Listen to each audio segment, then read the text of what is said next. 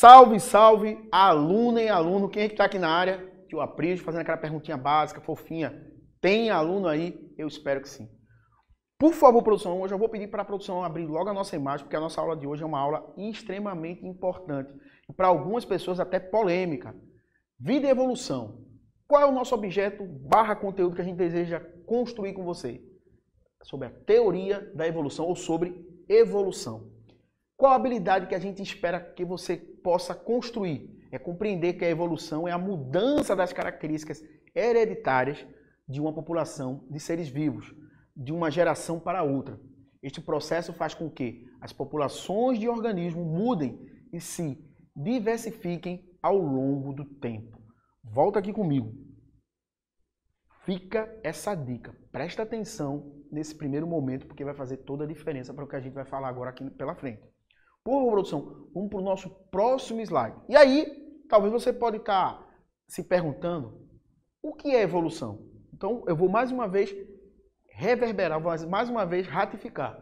Evolução é um processo pelo qual ocorrem as mudanças ou transformações nos seres vivos ao longo do tempo. Esse processo vem acontecendo desde que a vida surgiu na Terra. Aí diz aqui, explica a biodiversidade? Eu vou fazer na forma de pergunta, tá? Explica a extinção de espécies? Possibilita responder ao questionamento, será? Quem surgiu primeiro, o ovo ou a galinha? Volta aqui comigo. Eu espero, com toda, ou melhor, cheio de dúvida, que a gente possa tentar responder essa perguntinha. E aí? Quem surgiu primeiro, o ovo ou a galinha? Como diria Milor Fernandes, aquele que não tem dúvida é porque está mal informado. Eu espero que você possa, a partir dessa aula de hoje, construir saberes que você não tinha, fortalecer saberes que você já tinha, mas acima de tudo, que traga à luz a muitas e muitas outras dúvidas. Porque eu vou mais uma vez reiterar o que o nosso sábio Milor Fernandes dizia. Aquele que não tem dúvida é porque está mal informado. Então, por favor, produção, vamos para o nosso próximo slide. E aí, quais seriam essas evidências da evolução? Porque você talvez... Abre essa imagem aí, por favor, produção. Talvez você possa estar se perguntando, mas aí, Aprígio, quais são as evidências que a ciência nos traz para que a gente possa compreender e entender melhor essa forma de explicar como os seres evoluem, como os seres são o que são hoje? As evidências dentro do olhar da ciência, dentro da perspectiva da ciência, dentro da cosmovisão da ciência, porque eu vou aqui, por favor, produção, porque não tem como eu não deixar de registrar isso. Não tem como deixar de registrar que quando eu falo de evolução, quando eu falo de teoria da evolução, quando eu falo de evolucionismo, eu não posso deixar também de trazer luz ao criacionismo. Então, a nossa aula também vai estar norteando dentro desses dois grandes momentos. São coisas que a gente pode dizer, de certa forma, diametralmente opostas, mas eu posso dizer com toda certeza, estão dentro do mesmo universo. É uma forma que o ser humano usa para tentar justamente explicar e compreender como os seres são o que são, da maneira que a gente vê, da maneira que a gente consegue compreender e interpretar dentro desse grande universo chamado vida. Por favor, produção, vamos para o nosso próximo slide com relação às evidências da evolução. Então a ciência usa a paleontologia, usa os fósseis, né? E eu vou pedir para a produção abrir essa imagem para que a gente possa vislumbrar isso com mais propriedade. Então, a paleontologia, o uso dos fósseis é um bom exemplo dessas evidências. A embriologia comparada, né, onde vai fazer um resgate filogenético e ontogenético das espécies. A partir desse olhar, dessa embriologia, ou seja, a origem, né, a gênese dessas espécies. Não podia também deixar de ressaltar a bioquímica comparada, onde vai justamente fazer a análise dessas proteínas, né, desse material genético dessas espécies e fazer comparações do que elas teriam em comum. Então, se a gente pegar aqui, ó, espécies de primatas, diferença no sequenciamento do DNA. Então, aqui vocês estão vendo aqui, então, ver certas proteínas, ver o material genético a partir dessa perspectiva comparada com outras espécies, a gente começa a ver que essas evidências trazem de forma robustas algo que já, no mínimo, vai nos causar inquietação. Mas, enfim, vamos lá para o nosso próximo slide, por favor, produção, que está dentro também desse viés também. Eu não podia também deixar de falar da anatomia comparada, E aí a gente vai ter os chamados órgãos homólogos e os órgãos análogos. Volta aqui comigo, por favor, professor, porque eu acho que esse momento aqui é um momento muito importante quando a gente está falando de anatomia comparada. Vocês estão percebendo aqui que aqui dentro da anatomia comparada eu tenho os órgãos homólogos. Por que órgãos homólogos? Eles vão ter origem embrionária e forma, que vão vir tem a mesma origem embrionária e também tem a mesma origem na forma. Aonde eu quero chegar com isso? É que vocês entendam. Quando eu pego o braço de um homem, o braço de uma rã, o braço de um morcego, de um golfinho e de um cavalo, eles vão ter a mesma origem embrionária, mas na prática vão ter funções diferentes. A origem embrionária é a mesma, mas a função é outra. Porque eu não posso de forma nenhuma considerar que a mão de um homem teria a mesma função que a nadadeira, por exemplo, de um golfinho. Ou de que a mão de um homem teria a mesma função, por exemplo, das asas de um morcego. Mas você vê neles estruturas que têm a mesma origem embrionária. Você vê aqui, ó, os ossos da falange, do tarso, do metatarso, que são os mesmos. As estruturas são as mesmas, têm a mesma origem embrionária. Então eu digo que isso aqui são evidências da anatomia comparada os órgãos homólogos. E aqui eu não poderia deixar de ressaltar também, ó, os órgãos análogos, que é interessante que não vão ter a mesma origem embrionária, mas vão ter a mesma função. Eu pegando aqui, por exemplo, a asa de um morcego, a asa de uma ave e a asa de um inseto têm origem embrionárias diferentes, mas têm a mesma função. Então eu estou diante dos chamados órgãos análogos. Eu espero que tenha ficado bem claro com relação a essa questão que envolve a anatomia comparada a partir desse olhar dos órgãos análogos e dos órgãos homólogos. Órgão análogo é aquele que vai ter origem embrionária diferente. Órgãos homólogos é aquele que vai ter a mesma origem embrionária. Só que, lembrando, mesma origem embrionária, só que função diferente. Já nos órgãos análogos, funções embrionárias diferentes, só que vai ter a mesma função. Perfeito? Vamos para o nosso próximo slide, por favor, produção, para que a gente não perca tempo. E aí, eu não poderia deixar de falar da irradiação adaptativa ou divergência adaptativa. O que seria isso? Abre essa imagem aí. Ela vai ter uma relação íntima com aquilo que a gente estava falando quase nesse instante, da chamada anatomia comparada dos órgãos homólogos. Vão ter a mesma origem embrionária, só que funções diferentes. Se vocês perceberem aqui, ó, volta aqui comigo, por favor, produção. Todos esses animais aqui têm um ancestral em comum, que está aqui no meio. Só que ele sofreu uma divergência adaptativa, uma radiação adaptativa. Por quê?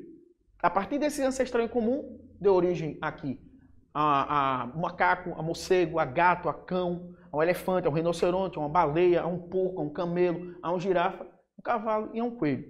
Então essa irradiação, essa divergência, ela tem uma relação íntima com aquela questão dos órgãos homólogos. Mesma origem embrionária, só que funções diferentes. Preste atenção, porque isso é importantíssimo para a gente entender sobre como compreender, como interpretar essa ideia da teoria da evolução, essa percepção do que é evolução. Tá? Evolução, gente, não é uma ideologia. Evolução não é uma espécie de ateísmo. Evolução não é nada mais nada menos do que uma forma de tentar compreender como a vida se apresenta e compreender como ela se apresenta da maneira que a gente está vendo ela hoje, ontem e pelo amanhã. Preste atenção nisso porque é importante ter esse olhar para o passado, para o presente e para o futuro.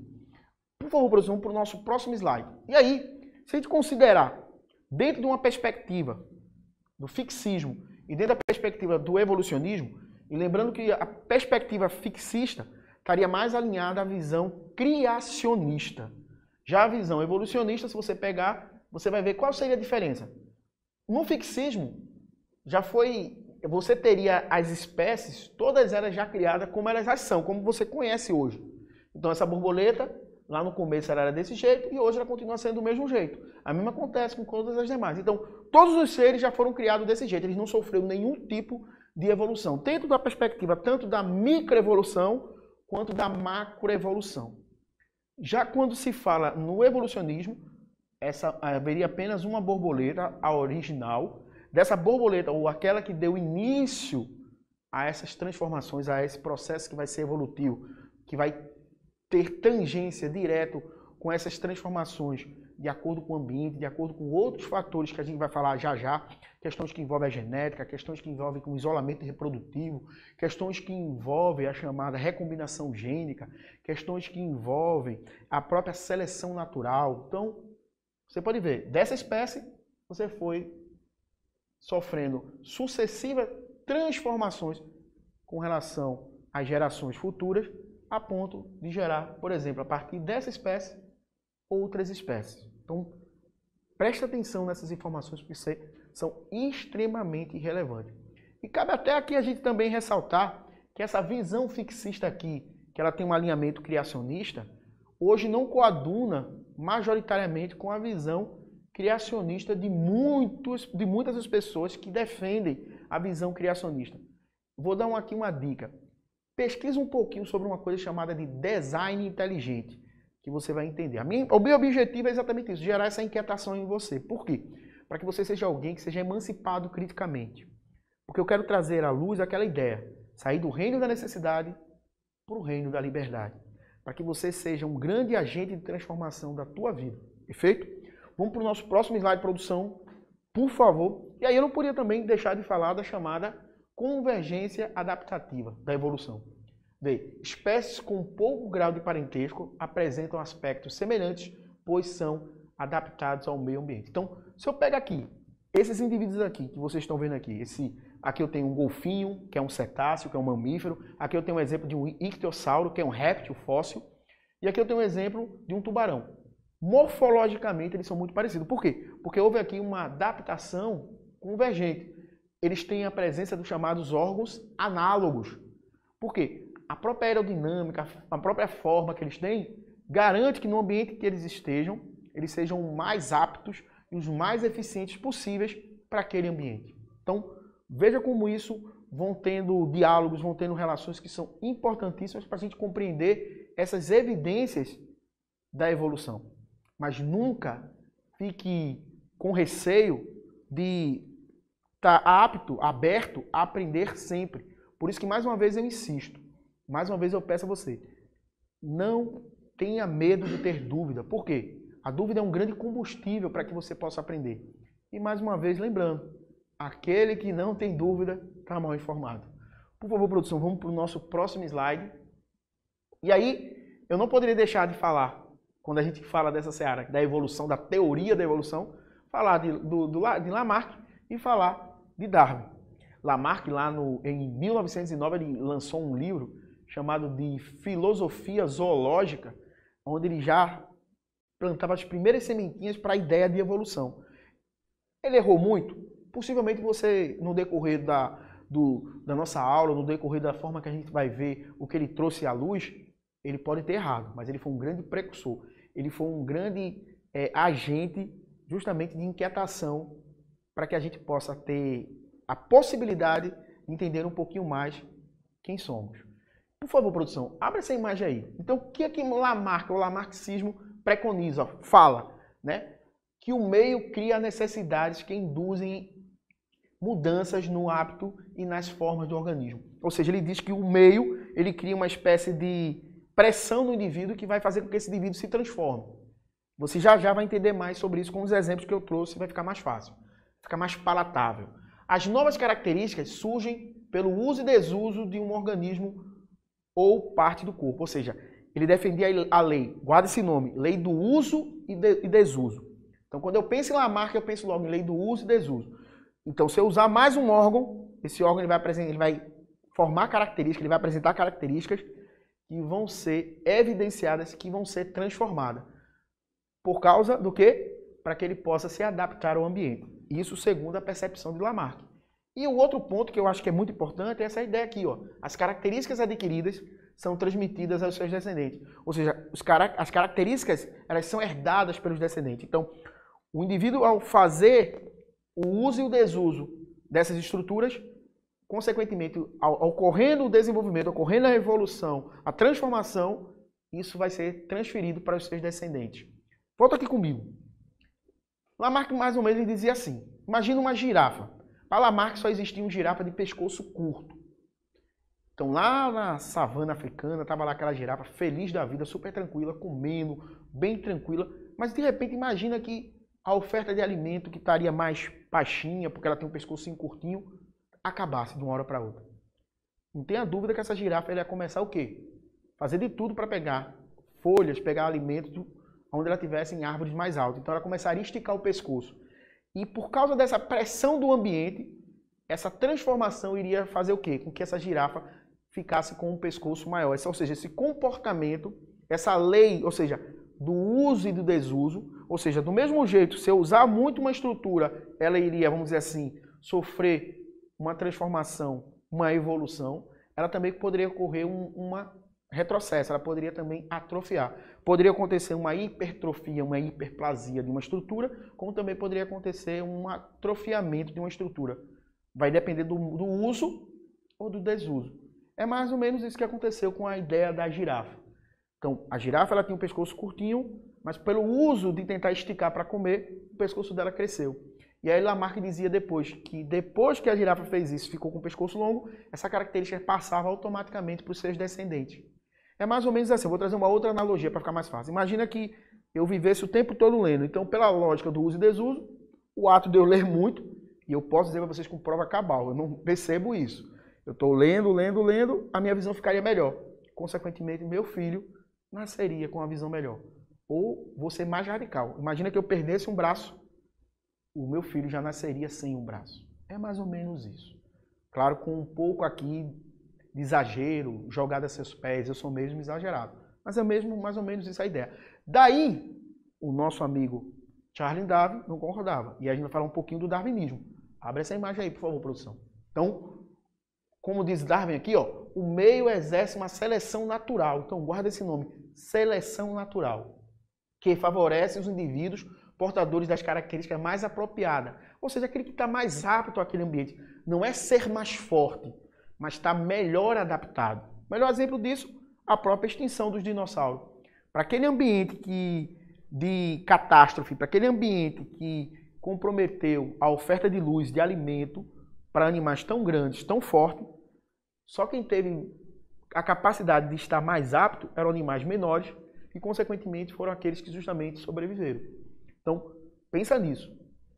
Tem que ter a ideia tem que ter a percepção da ideia que você tem que construir a partir desse olhar, do olhar do que está mais apto e não do olhar daquele que é mais forte. Pensa nisso. E aí, ó, para um determinado ambiente, um determinado tempo. Nas populações existem variabilidade, indivíduos com características que lhe conferem vantagens melhor. E aí a adaptação. Então, volta aqui comigo, por favor, produção, para que ninguém tenha dúvida. É interessante que uma coisa que eu posso dizer para vocês, a única coisa que Darwin não sabia dizer, por que existia essa chamada variedade entre as espécies. Espécies que tinham uma variedade que fazia com que, por exemplo, ela fosse uma melhor caçadora, que ela tivesse mais resistência a um tipo de doença. Darwin não sabia por que acontecia isso. E quais são os fatores que contribuem para que isso aconteça, essa variabilidade?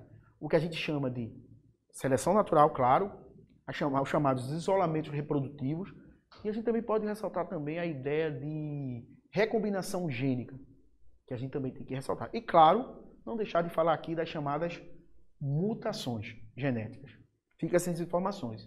E aqui, ó, eu tenho aqui a adaptação, que outros ou mais, né, no caso aqui, os mais aptos vivem mais tempo, se reproduzem mais e transmitem as suas características aos descendentes. Então, se você, volta aqui comigo, se você é aquele indivíduo que está mais apto, consequentemente, você é aquele indivíduo que vai ter chance de passar para os seus descendentes, porque você vai viver muito mais, você vai ser mais atrativo reprodutivamente para deixar essas características para os teus descendentes. Então, fica essa dica e não esquece essa informação, porque faz toda a diferença.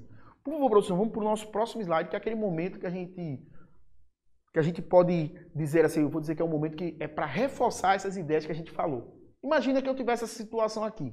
Eu tenho um gafanhoto que é verde e tenho um gafanhoto que ele é marronzinho. Aí a minha pergunta é, e agora? O gafanhoto é verde porque vive na grama ou vive na grama porque é verde? Essa pergunta ela vai fazer toda a diferença, eu vou repetir. E agora? O gafanhoto é verde porque vive na grama ou vive na grama porque é verde? Então vamos tentar entender a partir do olhar do lamarckismo e a partir do olhar do darwinismo. A partir do olhar de Lamarck e a partir do olhar de Darwin. Então volta aqui comigo. Por favor, produção, vou pedir para a produção ir para o nosso próximo slide. Perfeito. Então, ó, preste atenção nisso. Para Lamarck, o ambiente é que modifica o sujeito. Ou seja, o ambiente é que vai fazer com que o sujeito se modifique. Lembra lá da girafa? Só existia a girafa do pescoço curto. Então o ambiente obrigou que ela esticasse seu pescoço pela lei do uso e desuso. E a partir dessa característica que foi construída a partir dessa lei do uso e desuso, ela já passa para os seus descendentes. Já para Darwin, não. Ó, o ambiente seleciona, ou seja, vai ter indivíduos, vai ter como o exemplo da girafa, vai ter girafa de pescoço longo e girafa de pescoço curto. Então, a partir dessa percepção de que vai ter girafa de pescoço longo e girafa de pescoço curto a partir de Darwin, o que é que a gente percebe claramente? Que o ambiente vai selecionar, no caso lá da savana africana, apenas as girafas que teriam um pescoço longo. Então essa característica se tornou uma característica vantajosa, muito melhor adaptada para aquele ambiente onde a oferta de alimento era mais alta. Consequentemente, esses foram os indivíduos que estavam mais fortes, até mesmo no sentido reprodutivo, e puderam deixar descendentes. E aqui, ó, o gafanhoto é verde porque vive na grama, segundo Lamarck, e o gafanhoto vive na grama porque é verde. Por favor, produção, volta para aquela imagem dos dois gafanhotos, para poder ficar mais perfeito. Então, para Lamarck é mais ou menos isso. Imagina que eu só tivesse gafanhoto da corzinha mais assim, marronzada, ou da cor que não tivesse muita comunhão com o verde da grama. Esse ambiente, ele iria fazer com que esse sujeito se transformasse ou ficasse verde devido ao quê? A viver nesse ambiente. Pela lei do uso e desuso. Ele está usando esse ambiente aqui para sobreviver. Então, obrigaria as estruturas dele a fazer com que ele ficasse com a tonalidade verde. E, consequentemente, ele iria passar isso para os seus descendentes. Já para Charles Darwin, diferente de Lamarck, existiam os dois tipos de gafanhoto. Tanto esse com a corzinha mais escura, como esse verdinho. Mas qual deles está mais apto a viver na grama? Se disfarçar, ficar mais, vamos dizer assim, protegido contra predadores, porque ele vai estar quase que, posso dizer, camuflado. O verde. Consequentemente, ele está mais apto a sobreviver nesse ambiente, consequentemente, a passar o seu material genético, seu patrimônio genético, para os seus descendentes. Diferente desse indivíduo aqui que estaria muito mais receptivo, estaria muito mais próximo de ser predado, de ser, com certeza, extinto, devido à sua coloração, que não garantiria a ele uma camuflagem como o do outro. Vê como isso faz toda a diferença desse entendimento, dessa ideia, tanto na percepção de Lamarck, quanto da percepção de Darwin. Por favor, produção, vamos lá para o nosso próximo slide. Eu acho que a gente já vai para o nosso resumo. Próximo slide, por favor, produção. Ah, não, perfeito. Eu estava até esquecendo desse pequeno detalhe. O momento você precisa saber. Por favor, produção, vamos logo para o nosso próximo slide, para que esse aluno possa vislumbrar e entender o que seria esse momento que você precisa saber. O uso inadequado de antibióticos. Gente, é extremamente sério, porque quando a gente fala de uso inadequado de antibióticos, a gente está falando do que, gente? Da automedicação. Ou pior, você vai até para o médico, é receitado, tudo direitinho, é examinado, e daí você faz o quê? Não usa o antibiótico como foi recomendado por médico. Por 7 dias, por 21 dias, por 15 dias. Quando você faz isso, o que é que você está fazendo?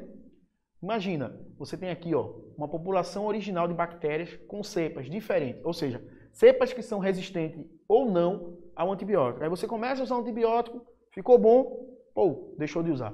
Mas você lembra que algumas dessas cepas aqui, elas eram o quê? Resistentes.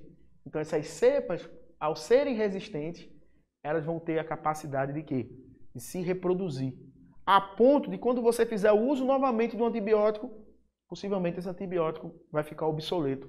Não vai conseguir combater a infecção como deveria fazer. Por quê? Até porque esse indivíduo, por ele ser resistente, ele está muito mais apto a viver nesse ambiente que é confrontado pelo antibiótico. Então, fica essa dica. O ato de você não usar uma medicação como antibiótico de forma adequada, você está sendo um grande agente de promover uma seleção natural de superbactérias.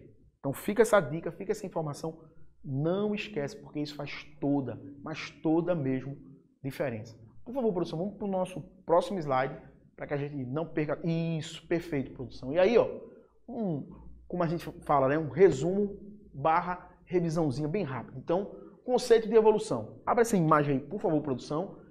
Conjunto de processos que promovem a diversificação dos seres vivos ao longo do tempo, dando origem às espécies atuais ou já extintas.